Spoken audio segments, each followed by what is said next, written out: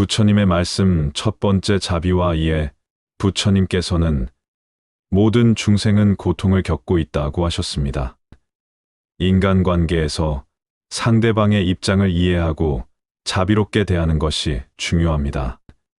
다른 사람의 고통을 이해하고 그들에게 친절을 베푸는 것이 조화로운 관계를 만들어냅니다. 부처님께서 말씀하신 모든 중생은 고통을 겪고 있다는 가르침은 인간관계에서 매우 중요한 통찰을 제공합니다.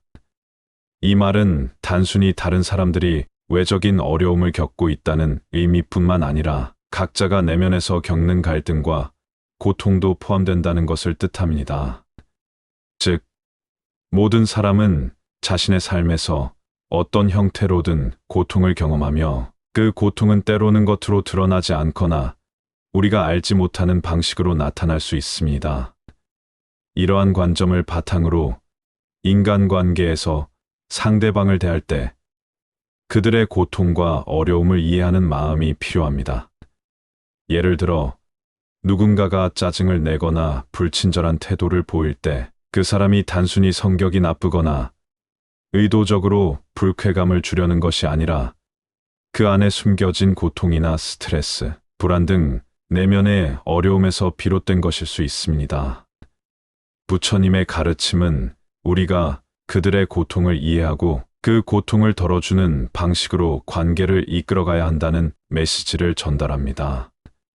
상대방이 불안해하거나 괴로워할 때 우리가 먼저 그들을 이해하고 자비로운 마음으로 접근한다면 자연스럽게 그들의 마음도 열리고 관계도 긍정적인 방향으로 발전할 수 있습니다. 자비는 단순히 친절이나 상냥함을 넘어 상대방의 아픔과 고통을 진정으로 느끼고 그들에게 위로와 도움을 주려는 마음을 뜻합니다. 예를 들어 친구나 동료가 힘든 일을 겪고 있다면 그들에게 말로만 괜찮아라고 하기보다 진심 어린 관심과 따뜻한 말을 건네고 필요하다면 실질적인 도움을 제공하는 것이 중요합니다. 이처럼 자비는 상대방의 고통을 함께 느끼고 그들에게 긍정적인 변화를 줄 수 있는 행동으로 이어져야 합니다. 이렇게 상대방의 고통을 이해하고 자비로운 마음으로 다가가면 서로 간의 신뢰와 존중이 쌓이며 관계가 자연스럽게 더 조화롭고 깊어집니다. 부처님의 가르침을 실천하는 것은 단순히 윤리적인 차원에서의 올바른 행동을 넘어서 인간관계의 진정성과 깊이를 만들어가는 과정이라 할 수 있습니다. 부처님의 말씀 두 번째 무소유의 마음. 무소유의 개념은 집착을 줄이고 타인과의 관계에서 기대와 욕심을 덜어내라는 의미입니다. 타인에게 기대나 소유욕을 가지지 않고 그저 있는 그대로 받아들이고 존중하는 것이 관계에서 평화로움을 가져옵니다. 인간관계에서 우리는 종종 타인이 우리의 기대를 충족시키기를 바라거나 그들이 특정 방식으로 행동하기를 원합니다. 예를 들어 친구나 연인에게 특정한 반응을 기대하거나 가족에게 내가 원하는 대로 행동하길 바라는 경우가 많습니다. 이러한 기대가 충족되지 않으면 실망하거나 불만을 느끼고 그로 인해 관계에 갈등이 생기기도 합니다. 하지만 무소유의 가르침에 따르면 우리는 타인이 반드시 우리의 기대에 맞추어야 한다는 생각을 내려놓아야 합니다. 타인은 각자의 고유한 성격과 삶을 살아가고 있기 때문에 그들이 우리의 기대와 다르게 행동할 때도 이를 받아들이고 존중하는 것이 중요합니다. 기대를 내려놓을 때 우리는 더 이상 실망하거나 상처받을 일이 줄어들고 관계도 자연스럽게 평화로워질 수 있습니다. 소유욕이란 상대방을 자신의 소유물처럼 생각하고 그 사람을 통제하거나 변화시키려는 욕망을 의미합니다. 예를 들어 연인에게 지나치게 집착하거나 친구에게 항상 내 마음대로 해주기를 바라는 것은 소유욕에 해당합니다. 이러한 태도는 상대방을 억압하거나 자유를 제한하게 되어 관계의 불안정성을 초래할 수 있습니다. 무소유의 가르침은 타인을 소유하려는 욕망을 버리고 그들이 자유롭게 자신의 삶을 살 수 있도록 허용하는 것입니다.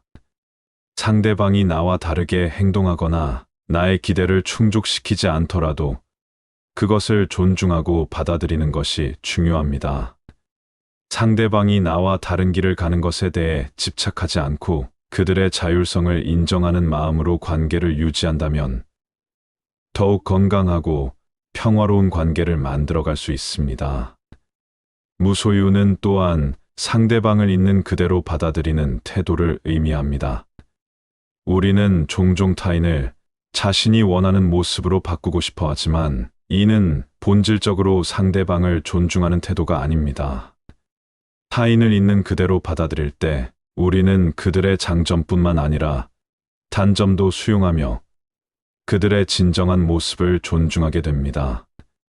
예를 들어, 친구가 나와 다르게 생각하거나 행동하더라도 그것을 비난하거나 고치려 하지 않고 그 차이를 이해하고 인정하는 것이 무소유의 실천입니다.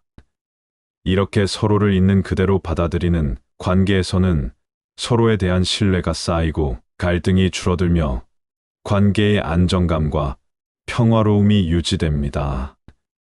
무소유의 개념은 우리가 타인의 행복을 강요하지 않고 그들이 스스로 행복을 찾을 수 있도록 지원하는 방향으로 나아가야 한다는 의미도 포함됩니다.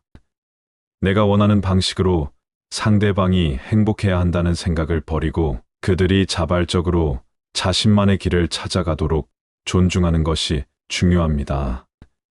이러한 태도는 인간관계에서의 불필요한 갈등을 줄이고 상대방이 스스로 자아를 실현할 수 있도록 돕는 역할을 합니다.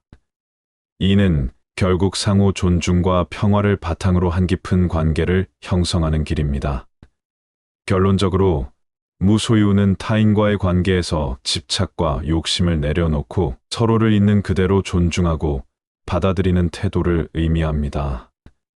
이러한 태도는 갈등을 줄이고 타인과의 관계에서 평화롭고 조화로운 상태를 유지할 수 있도록 도와줍니다. 부처님의 가르침을 삶에 실천함으로써 우리는 더 건강하고 안정적인 인간관계를 만들어갈 수 있습니다. 부처님의 말씀, 세 번째 행동의 영향. 부처님은 내가 말하고 내가 행하는 바가 그로 인해 나에게 돌아온다고 가르쳤습니다. 즉, 인간관계에서 우리가 어떤 말과 행동을 하느냐가 결국 자신에게 돌아온다는 법칙을 인식하는 것이 중요합니다. 따라서 상대방에게 좋은 말과 행동을 하는 것이 중요합니다. 말은 단순히 의사소통의 도구일 뿐만 아니라 사람의 마음에 큰 영향을 미칠 수 있습니다. 부처님은 말이 가지는 힘에 대해 여러 번 강조하셨습니다. 우리의 말은 다른 사람에게 희망을 줄 수도 상처를 줄 수도 있습니다. 예를 들어, 친절하고 격려의 말을 건넬 때 상대방은 긍정적인 에너지를 받고 더 나은 행동을 할 가능성이 큽니다. 반대로 비판적이고 부정적인 말을 할 때 그 말은 상대방에게 상처를 주고 관계를 어색하게 만들 수 있습니다. 우리가 상대방에게 친절하고 존중하는 말을 할 때 그 말은 결국 우리 자신에게 돌아옵니다. 우리는 긍정적인 언어로 타인을 대할 때 자신도 긍정적인 분위기 속에서 살아가게 되며 타인도 우리에게 친절하게 다가올 가능성이 높습니다. 또한 우리의 말은 우리가 어떤 사람인지를 나타내기도 합니다. 그래서 부처님은 언어는 마음의 거울이라고도 말씀하셨습니다. 부처님은 우리의 행동이 곧 우리 자신에게 영향을 미친다고 가르치셨습니다. 우리가 다른 사람에게 친절하고 선한 행동을 할 때 그 선한 행동은 결국 우리에게도 돌아옵니다. 예를 들어, 누군가에게 도움을 줄 때 그 도움은 직접적으로 우리가 원하는 방식으로 돌아오지 않더라도 결국에는 우리에게도 좋은 결과를 가져옵니다. 우리가 타인을 배려하고 이해하며 도움이 되는 행동을 할 때 세상도 그만큼 우리를 배려하고 도움이 될 기회를 제공합니다. 그렇다면 반대로 우리가 불친절하거나 이기적인 행동을 한다면 그런 행동 역시 우리에게 부정적인 결과로 돌아올 것입니다. 남을 괴롭히거나 자신만을 생각하는 행동은 결국 자신의 내면을 상처 입히고 외적으로도 관계를 손상시켜 결과적으로 자신이 고립될 수 있습니다. 어비에은 우리가 이 세상에서 한 모든 행동과 말이 나중에 돌아오는 결과를 뜻합니다. 우리가 선한 업을 쌓으면 좋은 결과가 돌아오고 악한 업을 쌓으면 고통이나 불행이 따라온다고 합니다. 인간관계에서 이 법칙을 이해하는 것은 매우 중요합니다. 우리가 상대방에게 선한 행동을 할 때 그 선한 업은 결국 우리에게 긍정적인 에너지와 기회를 가져옵니다. 예를 들어 우리가 누군가를 진심으로 도와줄 때 그 도움은 직접적으로 돌아오지 않을 수 있지만 다른 사람들로부터 배려와 도움을 받을 기회가 생기거나 우리가 어려움을 겪을 때 다른 사람들이 자연스럽게 도와줄 수 있습니다. 따라서 우리는 상대방에게 선한 말과 행동을 지속적으로 하는 것이 중요합니다. 그것은 나만을 위한 것이 아니라 공동체나 사회 전체를 이롭게 하고 궁극적으로는 우리가 바라는 행복과 평화를 찾는 길이 됩니다. 상대방에게 좋은 말을 하고 친절한 행동을 하는 것은 결국 자기 자신을 위한 일입니다. 부처님의 가르침에 따르면 다른 사람에게 선한 말을 하거나 좋은 행동을 하는 것은 자신에게 긍정적인 내적 변화를 가져오는 과정입니다. 예를 들어 우리가 다른 사람에게 진심으로 감사하고 용서하고 인정하는 말을 할 때 그 자체로 우리 내면이 평화로워지고 스트레스나 불안이 줄어듭니다. 우리가 다른 사람을 존중하는 만큼 우리는 내면의 평화와 조화를 느낄 수 있습니다. 결론적으로 내가 말하고 내가 행하는 바가 그로 인해 나에게 돌아온다는 부처님의 가르침은 인간관계에서 우리가 어떻게 말하고 행동하느냐에 대한 깊은 통찰을 제공합니다. 우리가 선한 말과 행동을 통해 타인에게 긍정적인 영향을 미치면 그것은 결국 우리에게도 좋은 결과로 돌아옵니다. 반대로 부정적인 말과 행동은 우리에게 부정적인 결과를 가져올 수 있습니다.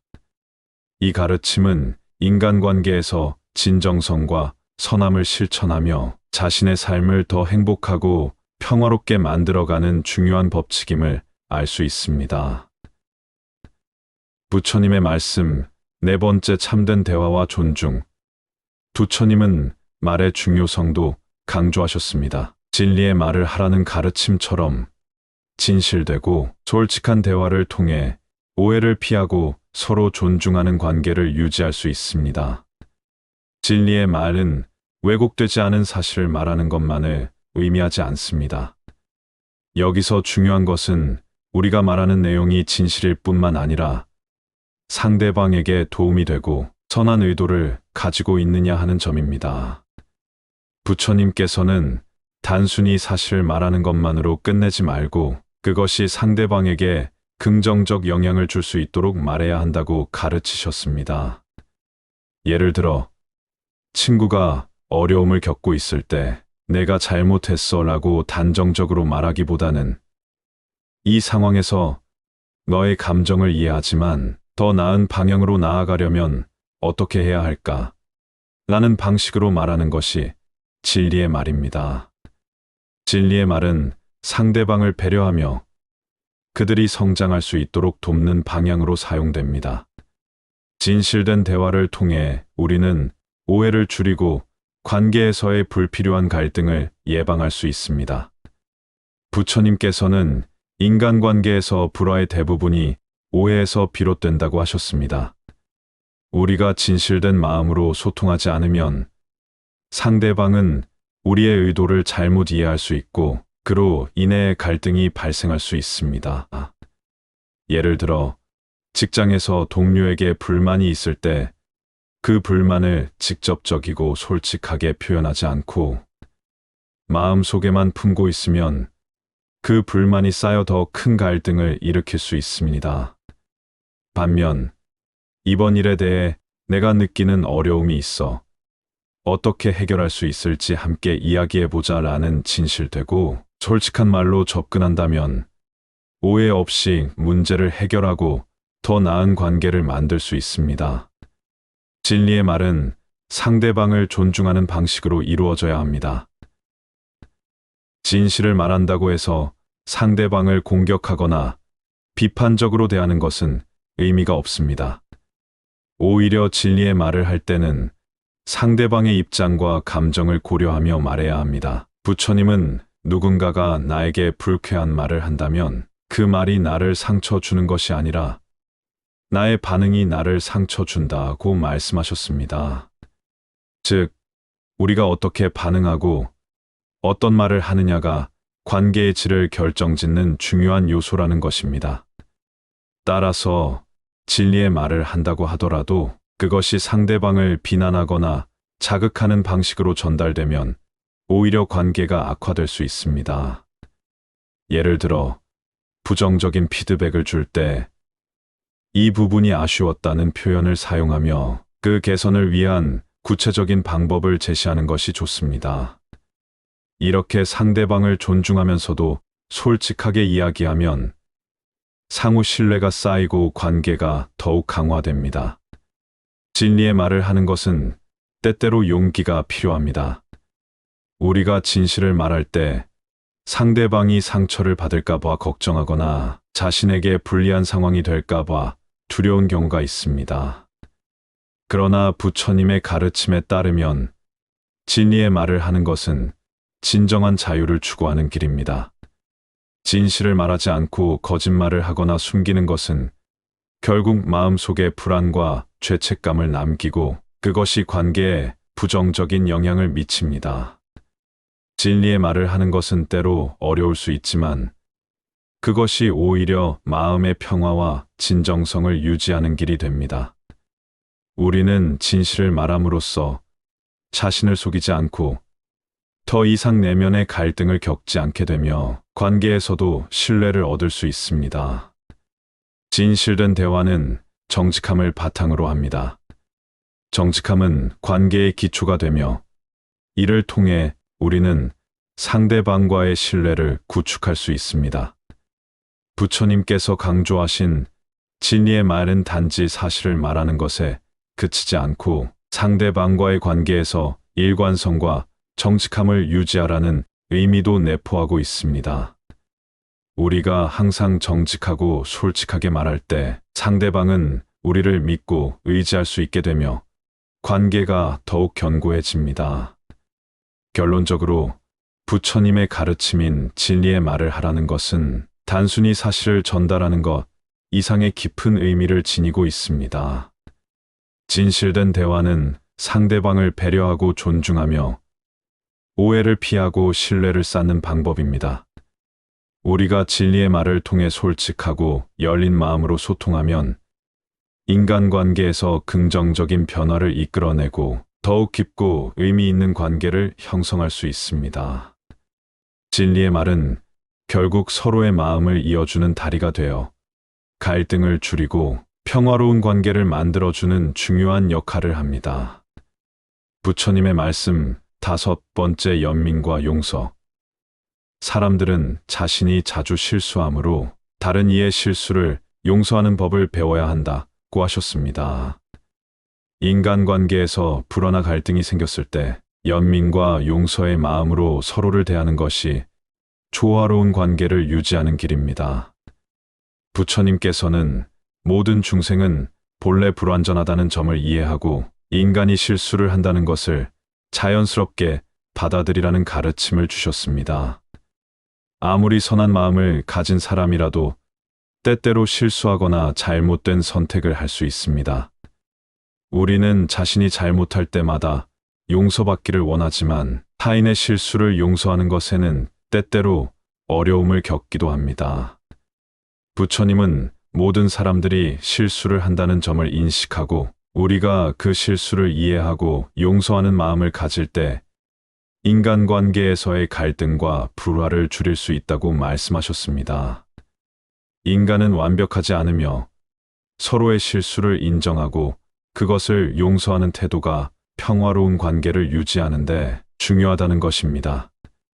부처님께서는 연민을 매우 중요한 미덕으로 강조하셨습니다. 연민은 타인의 고통을 이해하고 함께 느끼는 감정입니다. 타인이 실수했을 때 그들의 행동 뒤에 어떤 고통이나 불완전함이 있을 수 있다는 점을 이해하는 것이 연민의 마음을 기르는 것입니다. 이를 통해 우리는 상대방의 실수를 단순히 비난하거나 거부하는 것이 아니라 그들의 아픔과 상황을 이해하고 더 너그럽게 대할 수 있습니다.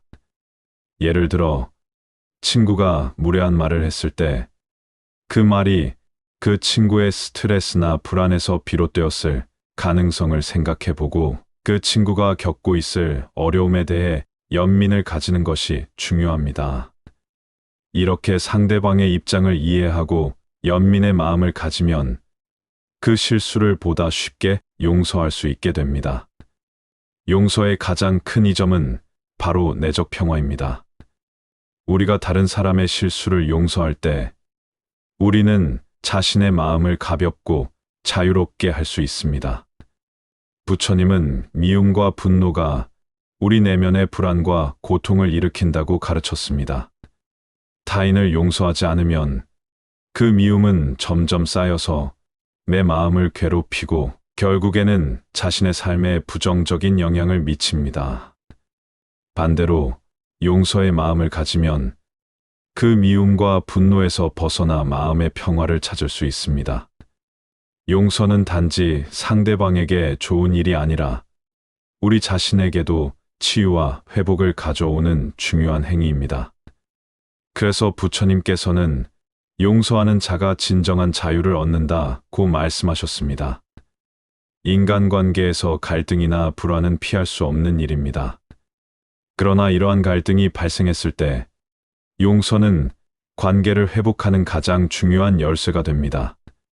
만약 상대방의 실수를 용서하지 않고 계속해서 그 실수를 묻어두거나 원망을 품고 있다면 관계는 점점 더 멀어질 수 있습니다. 그러나 용서의 마음을 가지고 상대방을 받아들이면 갈등은 해결되고 관계가 더 건강하고 깊어질 수 있습니다. 예를 들어, 부부나 친구 사이에서 오해나 실수가 발생했을 때 서로가 진심으로 용서하고 이해하는 마음을 가질 때 그 관계는 더 강해지고 신뢰가 깊어집니다.